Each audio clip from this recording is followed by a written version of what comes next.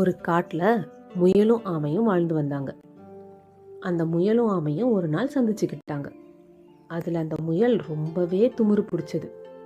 தன்னை மட்டுமே ரொம்ப சிறந்தவன்னு நினச்சிக்கிட்டு இருக்கும் அந்த முயல். ஆனால் ஆமை ரொம்பவே அடக்கமானது. இந்த கர்வமுள்ள முயல் பேசின பேச்சுக்கும் அது சொன்ன வார்த்தைகளையும் இந்த ஆமை பொறுமையாக கேட்டு அதுக்கு பதில் சொல்லிக்கிட்டு இருந்துச்சு. கடைசியாக அந்த முயல், உனக்கும் எனக்கும் ஒரு போட்டி வச்சுக்கலாம், யார் ஜெயிக்கிறாங்கன்னு பார்க்கலாமா அப்படின்னு அந்த முயல் ரொம்ப கர்வமாக சொன்னுச்சு.